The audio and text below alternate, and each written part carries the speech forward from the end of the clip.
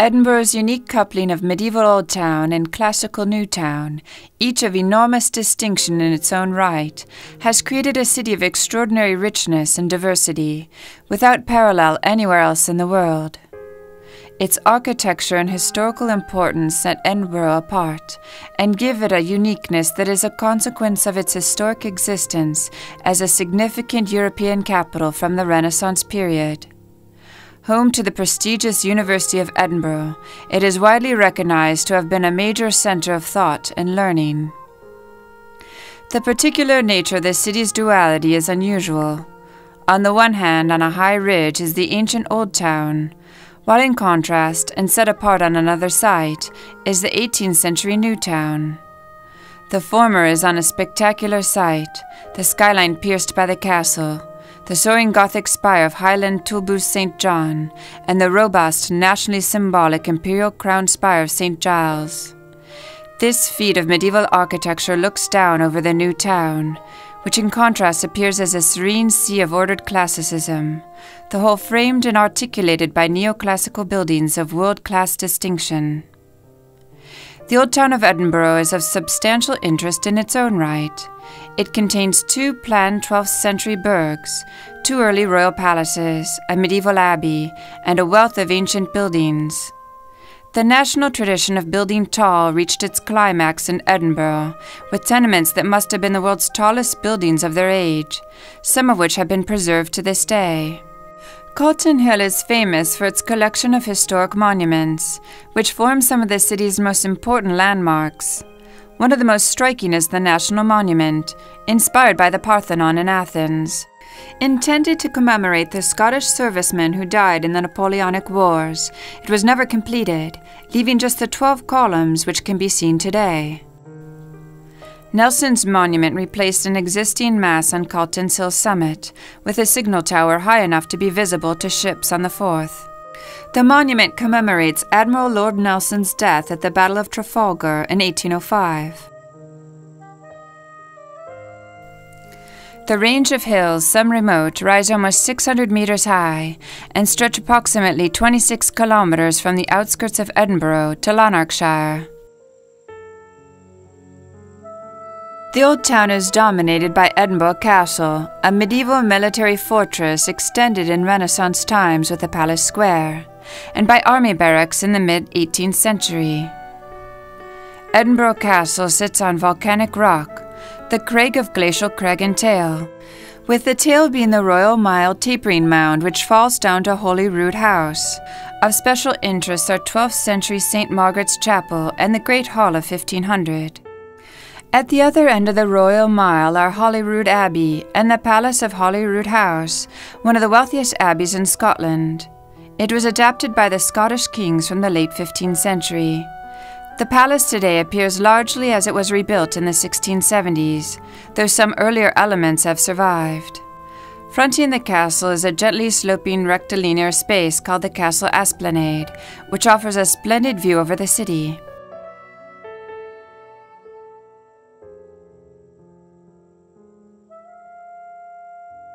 With its historical streets and squares and thriving cultural scene, the city of Edinburgh offers a perfect balance between things traditional and contemporary.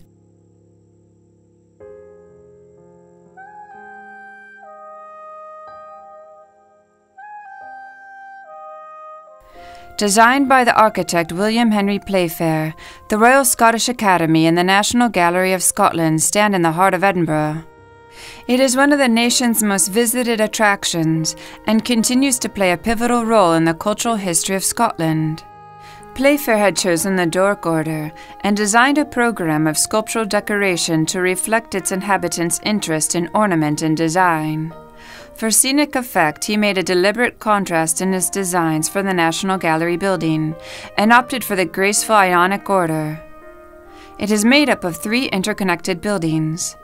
The National Gallery of Scotland is home to a major part of Scotland's impressive national collection of fine art.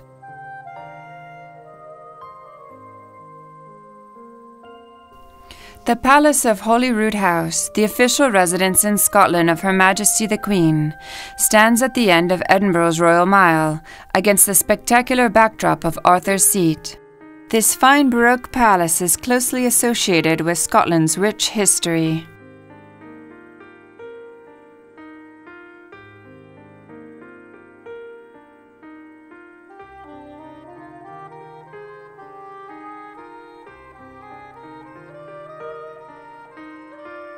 In front of the palace, the Queen's Gallery displays changing exhibitions from the royal collection.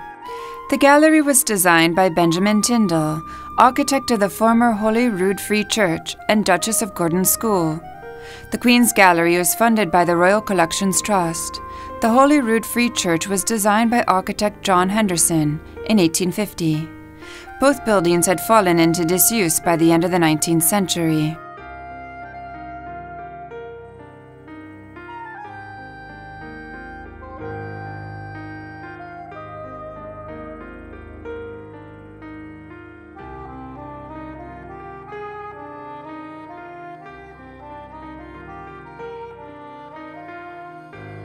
The Parliament House and High Court of the Justiciary comprises the two-storey L-plan Parliament House, a key building of the Scottish Renaissance designed by Sir James Murray from the 1630s, with neoclassical additions and extensions by Robert Reid and others in the early 19th century.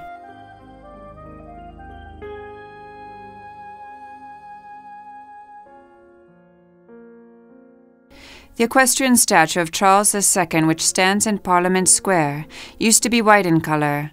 It was given to the city as a memorial of its support of Charles II and his ascension to the throne.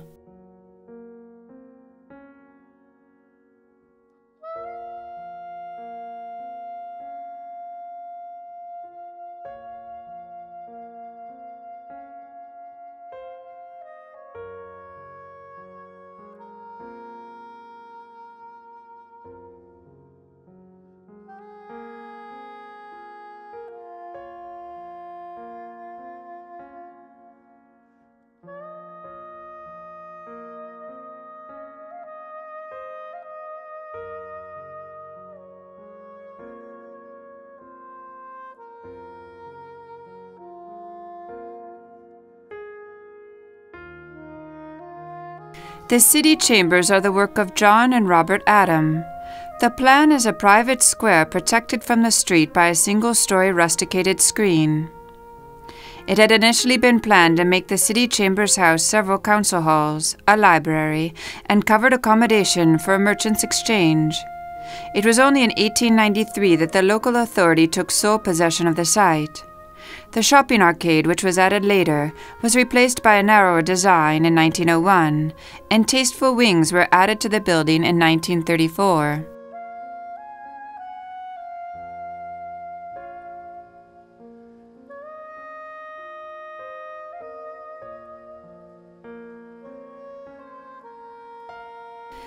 Prominent in the courtyard is the statue of Alexander the Great, training his horse Bucephalus.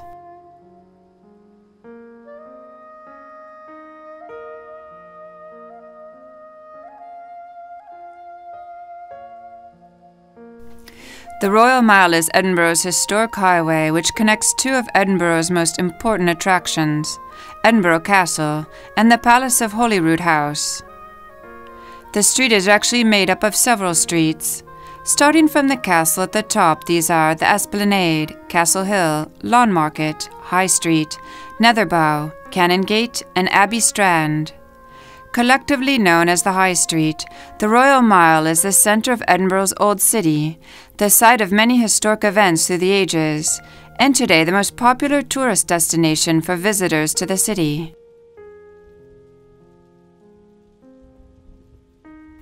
The Gothic spire of the Hub, the highest point in central Edinburgh, towers over the surrounding buildings at the top of the Royal Mile. Now the home of the Edinburgh International Festival, the Hub was designed in collaboration by Edinburgh architect J. Gillespie Graham and the famous Gothic revivalist Augustus Pugin, and constructed between 1842 and 1845.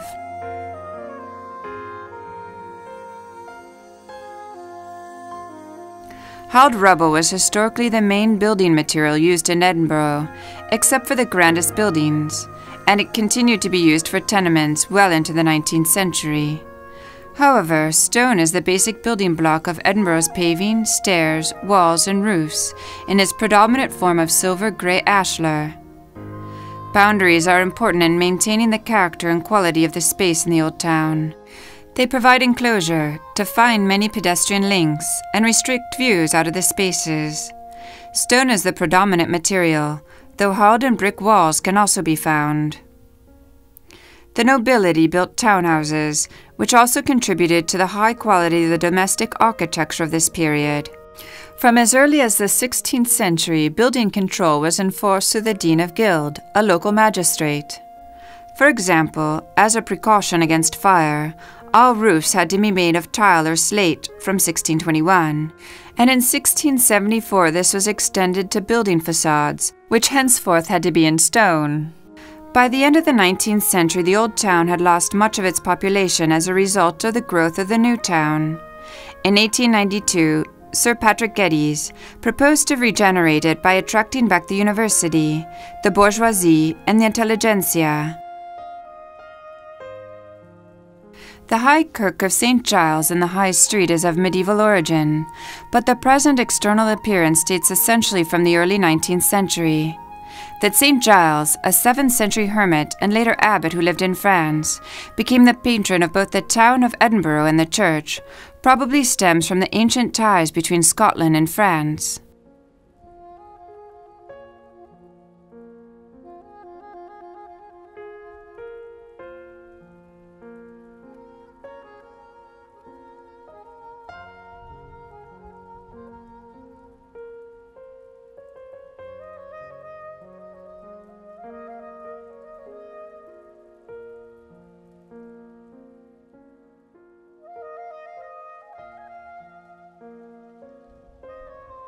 St. Giles's contains almost 200 memorials honoring distinguished Scots and remembering Scottish soldiers.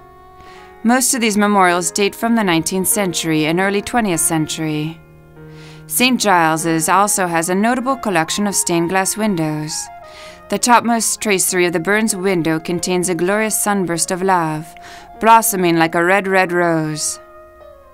The Burne-Jones window depicts the crossing of the Jordan in the upper section, and the figures of 3 Old Testament heroines in the lower section. Stained glass windows have been admired for their utility and beauty since ancient Rome, when pieces of colored glass were assembled into patterned window frames. In Europe, the art of stained glass reached its height between 1150 and 1500, when magnificent windows were created for the great cathedrals. The basic ingredients for making glass are sand and wood ash, also called potash. The mixture is melted into a liquid which, when cooled, becomes glass. To color the glass, certain powdered metals are added to the mixture while the glass is still molten. Molten glass can be blown into a sausage shape, then slit on the side before being flattened into a sheet. It can also be spun with a pontil iron into a round sheet called a crown. A window's pictorial image is created by arranging the different pieces of colored glass over the design, drawn on a piece of board.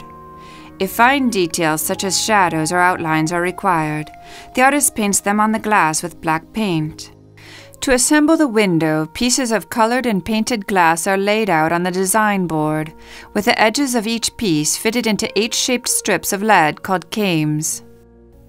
These cames are soldered to one another so that the panel is secure.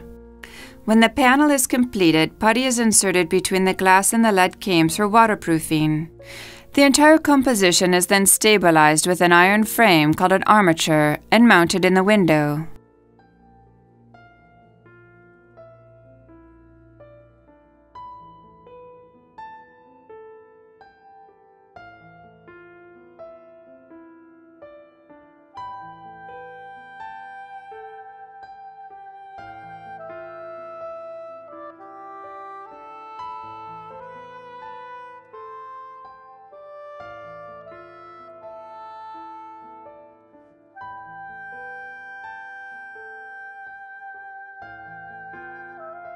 In 1992, the truly magnificent organ occupying the south transept was installed, complete with its 4,000 pipes.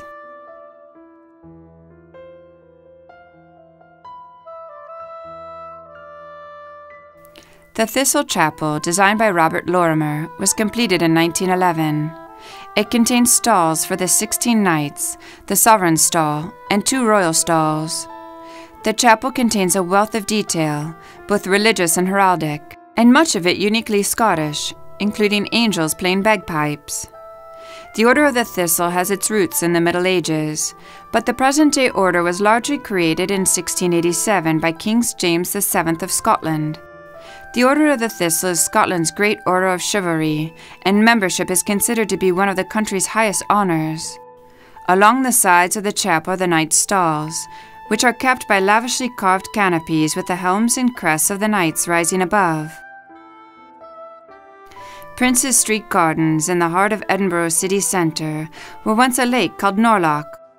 The loch, which for centuries had served as the trash dump of Edinburgh, was drained in order to improve access from the new town to the old town. Later, the Norloch was transformed into the beautiful Princes Street Gardens.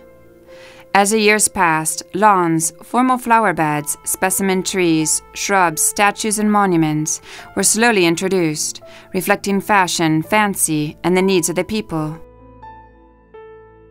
With its 24,000 plants, the floral clock was painted in 1903, the first in the world.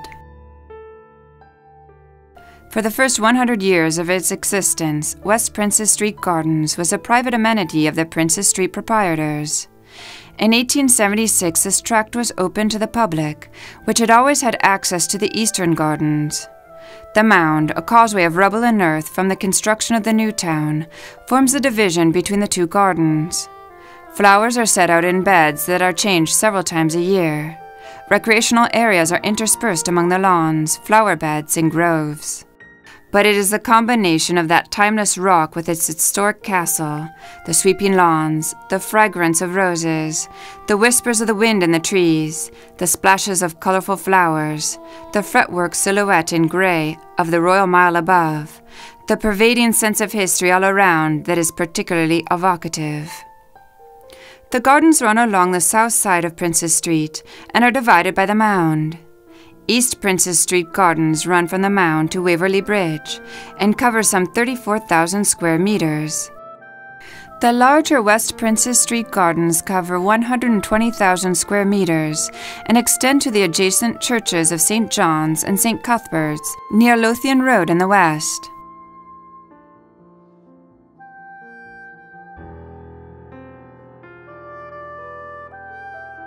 The Waverley Railway Station is located in the city centre, between Edinburgh Old Town and the New Town. The valley is bridged by the 1897 North Bridge, a 3-span iron and steel bridge, which passes high above the station's eastern section, and Waverley Bridge, which, by means of ramps, affords one of the main entrances to the station. The New Town developed as a suburban residential area for the nobility and merchant classes. The city, the charitable trusts, and the aristocratic landowners who promoted the area insisted upon using the finest material, since they saw it as an enduring monument. It rapidly proved to be attractive to government and drew this element of the city away from the old town. The new town would soon become the location of some of the finest public and commercial monuments of the neoclassical revival in Europe.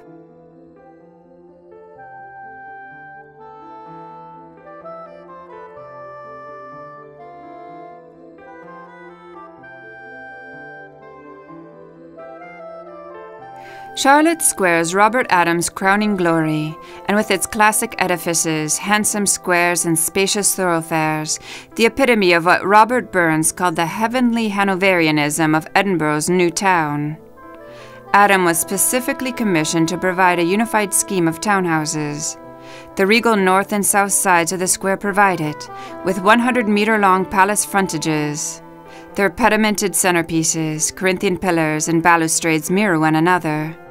On the skyline, crowning sphinxes stand guard over pyramid-shaped roofs. The whole concept has a thrilling swagger to it. Even the chimney stacks have a dignified air, yet with no sense of extravagance. Only the north side of the square had been completed by 1792 when Adam died. Construction, with delays due to the war with France, continued for almost another quarter of a century. But the result as we see it today is almost as he intended, except for Robert Reid's monumental domed church, now West Register House. Charlotte Square is rightly recognized as a major achievement in European civic architecture. Many of the front steps in the square have iron boot scrapers, used to remove mud from one's shoes before entering a house. And built into the iron railings, inverted trumpets in which the link boys, who lighted one's way home, could snuff out their torches, rather than by rubbing them against the expensive stonework. Throughout the new town, the multitudinous scratch marks from matches used to light these torches can be seen to this day. Adam's designs included only the facades of the terraces.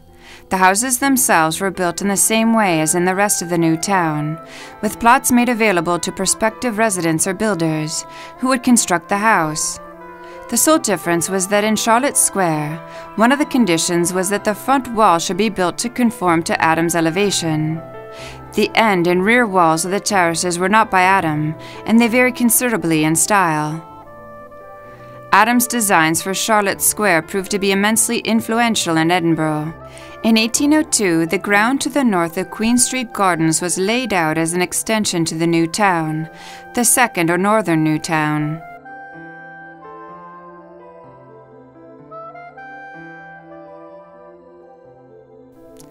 Scotland's new Parliament sits at the foot of Edinburgh's famous Royal Mile, in front of the spectacular Holyrood Park and Salisbury Crags. Constructed from a mixture of steel, oak, and granite, the complex building has been hailed as one of the most innovative designs in Britain today.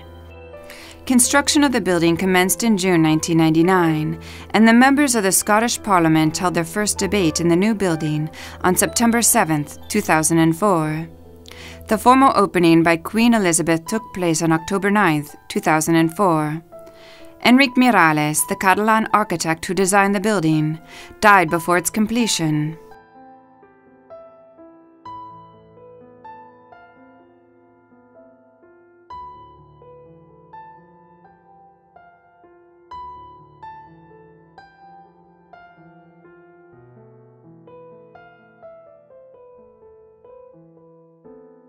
The tenement is the dominant building form within the conservation area. Short streets and respect for the topography limits the apparent mass of any one building, and creates a fusion between tenements and other building forms. This contributes to an appearance of density, a close-knit character and cohesive groupings.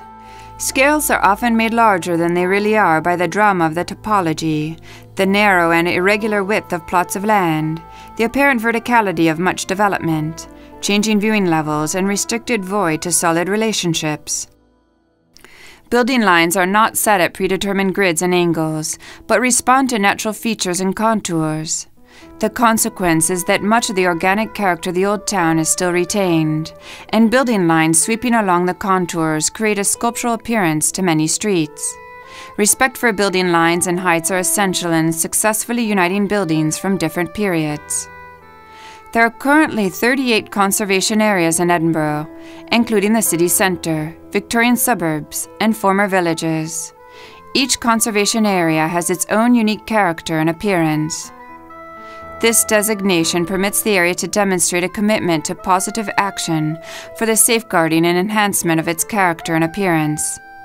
The conservation area ranks as one of the most important in the United Kingdom in terms of both its architectural and historic interest.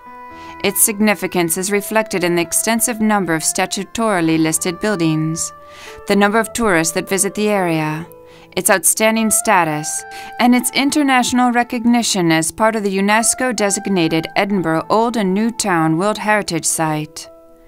Since the 1930s, numerous initiatives to restore and rehabilitate the old town houses have been undertaken.